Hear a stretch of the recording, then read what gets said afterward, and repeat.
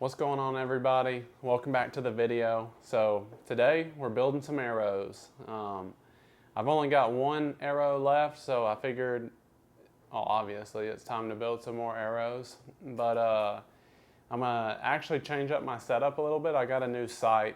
It's the Spot Hog Fast Eddy 2-pin, and this is my first time running a 2-pin. So for those of you that don't have a 2-pin setup like this that don't know, you have your 20-yard pin and it's on a vertical post, and in the middle of that post is another pin, and whatever that yardage ends up being, that's just what it is. So my goal is I'm going to drop the weight of my arrows by 50 grains, somewhere around in there, 50 or so. We'll weigh it afterwards and see.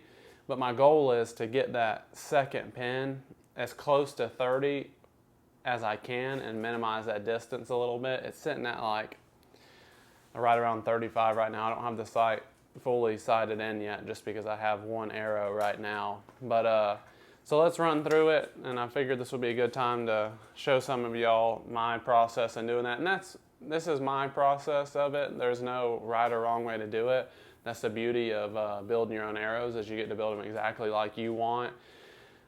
The weight doesn't matter. If you want to go heavy, go heavy. If you want to go light, go light. If you want a 4-fletch, 3-fletch, whatever you want to do, that's completely up to you. This is just the way that I do it. If there's anything you see throughout the video that you are curious about, just let me know down in the comments and I'll be happy to answer the questions. But let's get into it. So the arrow that I have been running for the last few years is the Black Eagle X Impact.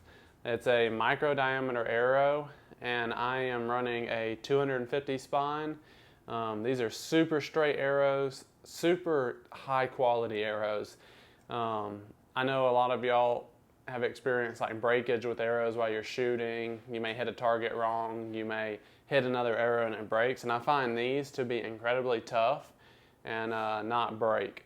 So I really enjoy these arrows. I'm a fan of micro diameter. Whether they really work or not, who knows? It's just what I like and what I'm comfortable with. To pair that up, we have the tack driver vanes.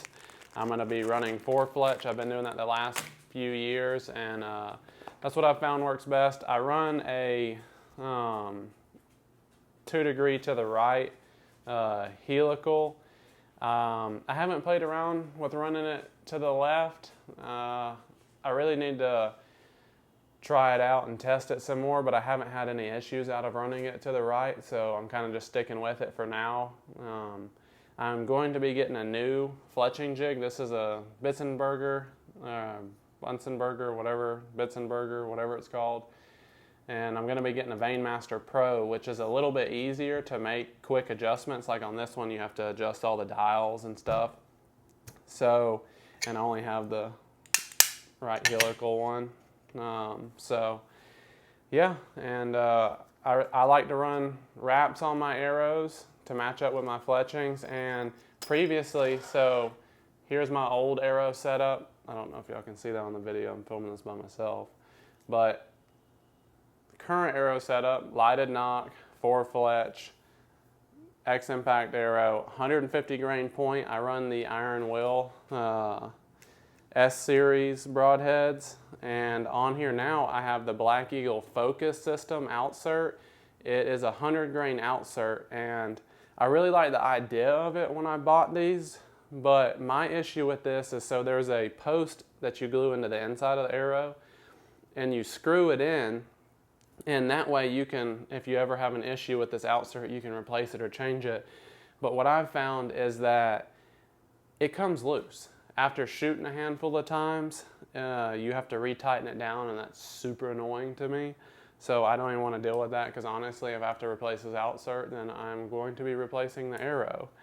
And one other thing I don't like about it, and I'll get a close-up about this, is it has, let me take this out.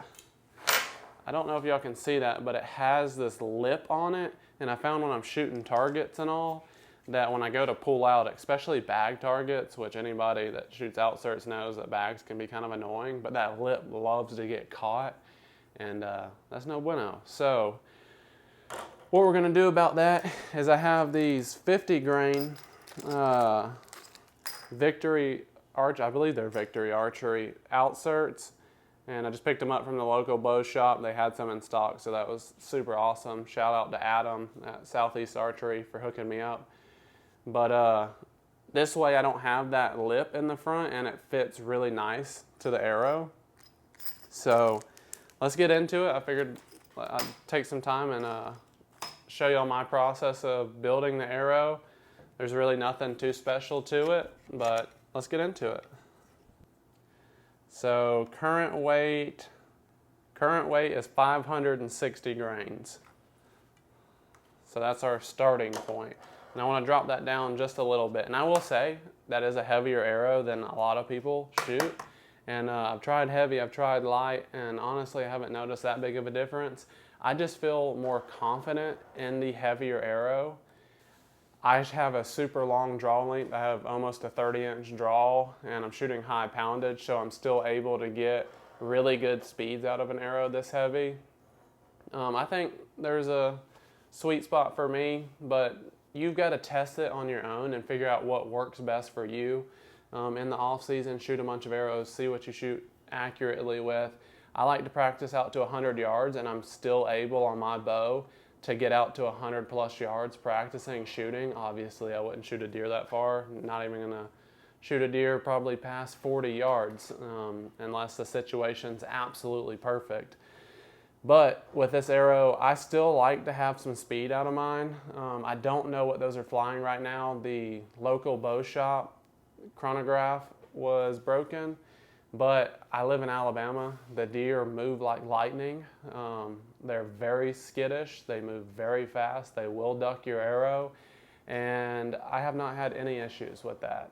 The biggest thing, no matter what setup you go with, and I know I'm rambling on here, but the biggest thing is just to practice shooting. I don't care if you have a light or a heavy arrow. If you're a bad shot, you're a bad shot, and I don't care about hitting the deer in the shoulder or anything. You just need to make a good shot and shoot whatever arrow makes you feel comfortable, whether that's heavy or light. But anyways, so let's get into it. The first thing I do is they make arrow wipes and stuff, and I'm out of them. So I'm going to use a little bit of acetone. Some arrow companies do not recommend this. So if you're not a fan of this, don't do it. It's just what I do. So I am going to clean off the back of my arrow where this wrap is going to go and get some of this dust off. And you can see in the video it's black. So I just want to make sure it adheres good. Then I'm going to take the dry side and clean it off real well. Close that up. And I'm going to I have a mouse pad down here. I don't know if you can see it in the video or not.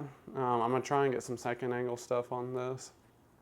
But, so you're going to peel off your wrap and lay it down flat. Ooh, static. Lay it down flat on your mouse pad. The mouse pad gives you something the arrow can squeeze into and apply some pressure on it. And then what we'll do from here is, pro tip, make sure you have good lighting where you're doing this, because it really helps you see. But I'm going to line this up with the end of the arrow. I'm just going to scooch it forward until I see it stick. And then once it sticks, I'm going to press down with 2 fingers firm and just roll. And there we go. We have the wrap on there. And I'll just take a dry section of this and wipe it down and make sure it's nice and clean. Now, next thing we'll do, next thing, we'll go ahead, I shoot lighted nocks. These are the nocks that are in it. So I'm going to go ahead and take that out and put a lighted nock in here. Just so I can make sure that I have the same distance on all of them. Get it set up. And find your starting point wherever you like. I like to use where the spine mark is on the arrow to make sure that I'm fletching this the same. Okay, so what I'll do next is I'll go ahead and get all my fletchings out for this arrow, and I'm going to go ahead and use the primer pen. Any fletchings you get, whether that's AAE, boning, tack, or whatnot, they'll have their recommended application for it. So I'm just taking this tack primer pen and I'm cleaning this fletching off to make sure I get good adhesion. And I'll just set that to the side and let it dry. And I go ahead and do all 4 at a time. Some people do it and then glue it up immediately. I haven't had any problems with any of my fletchings peeling off. So yeah. But get that. That should be good. Now, what I always like to do is find my mark on here that I like to set this up at. My fletching set in here, and I'm just testing the fit before I actually glue it down. Alright, so making sure the fit's good all the way around before I put glue on this. So, this is where that lighting really comes in help again. So what I do is I'll run I tilt the fletching down to where I'm getting a reflection from the light on it so I can see. And I'm just gonna run a small bead down it. Some people do dots, some people do other stuff. I'm not getting this absolutely perfect, but what I'm gonna do is take this tip and go back over it and rub it, because you do not want air bubbles in this anywhere or any non-covered surface. So I got that. Now, it says 15 seconds. I'll hold it longer than that just because that's what makes me comfortable with it, but line it up nice, and then I just use my 2 fingers and apply a little bit of pressure at the end, and I'll give it a count.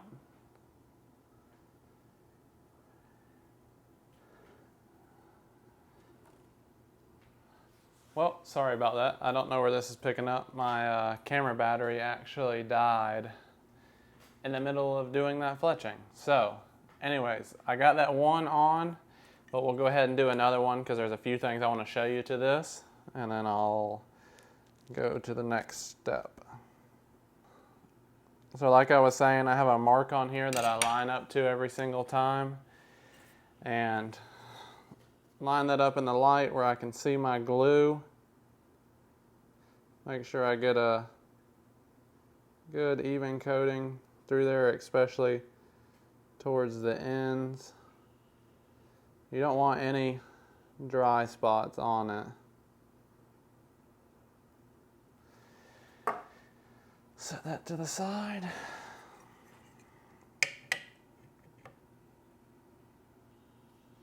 And get it lined up, and I'll apply some pressure. I like to give it a 30-second count. It says 10 or 15 seconds on the bottle, or it says 5-second bond, but I'm not in any rush, and I really want to take my time with this because I don't want to run into the issue of any of these fletchings coming off. So if you want to do it quicker, go ahead, but it's no big deal. So we'll give this a little bit longer every time. And one thing I like to do, just because I'm kind of OCD, but I also really think it helps, is any of the run out, I take a Q-tip and I just twist it down that edge. I kind of feel like, I don't know if it really helps or not, but I kind of feel like when I do that it's kind of like sealing up that edge. So I'll even take some of the excess and wipe it a few more times, turn it over, and do the same thing on that other side. And now I'm gonna finish up the rest of these fletchings real quick, and then as soon as I get done with that, we'll jump right back to it and we'll move to the outsert. Okay, now that I got all these fletchings on, one thing I like to do that I saw that John Dudley does is I just take a little bit of glue and I'll tip and tail each of these fletchings. I think it just kind of helps them from like pulling up. So all I'll do is get a good line on it, and it does not take much glue at all right here on the end. So just enough to where you see that line sealed. I got that on there, and now I will do this other end.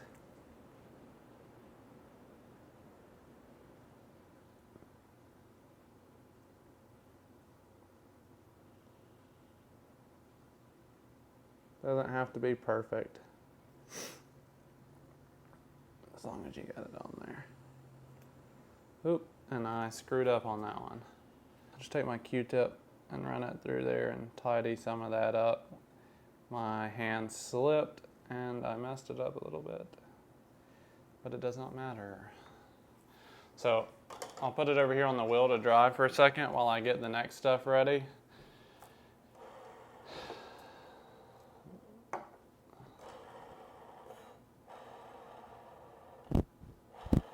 And I should note too, I've already squared the ends of all these arrows. So if you don't have a squaring tool or something, it's just something you run the arrow in, or you can get a flat block with some sandpaper or something flat and just sand it down. But I've squared the ends of all these, so we should be good to go.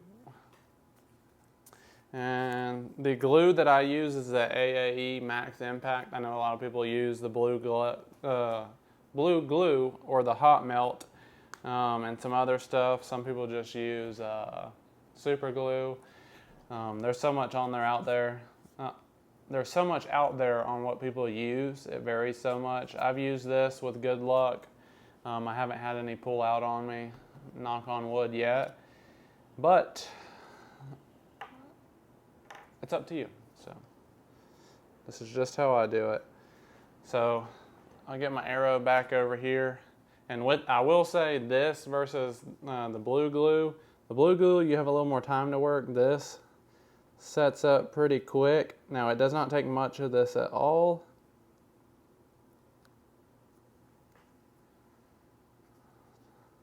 Well, my insert glue has dried up. I'm not really too sure how that happened, but just for the sake of this video, I'm just going to do it with fletching glue. I do not recommend this, but if this one pulls out or breaks, I will just fix it when my new glue comes in.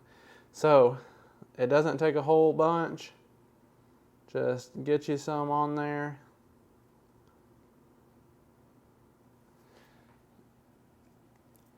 And get your arrow lined up. And I like to twist it some and move it back and forth a little bit and then get it worked in. Make sure you get it twisted, and then I will tap it. And we will give this a quick little hold, especially since this is fletching glue. Like I said, I do not recommend this, but I want to finish this video up for y'all. So just know that fletching glue is not what I use. Alright, and here is my new arrow setup for the 2022-2023 season. 150 grain iron wheel S series, a 50 grain Outsert by Victory, the X Impact by Black Eagle, and a 4-fletch tack vane with a lighted knock. So the other arrow was at 560. So let's weigh this one and see where we're at.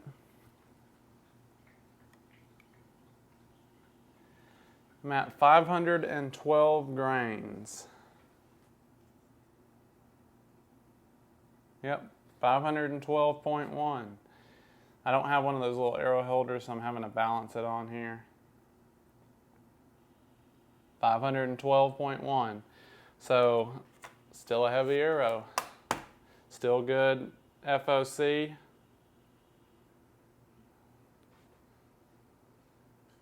But that's how I do it. This is just my setup. Like I said, if you have questions about any of this, I would be happy to answer. Just leave me a comment down below. I'll throw some clips in real quick of me shooting these arrows. But with the previous setup, I have shot a lot of deer with those, and they worked great. I'm excited to try this out. This is still going to be an awesome combo. But that's it. I appreciate y'all watching. Please subscribe or leave me any comments, and I will see y'all in the next one.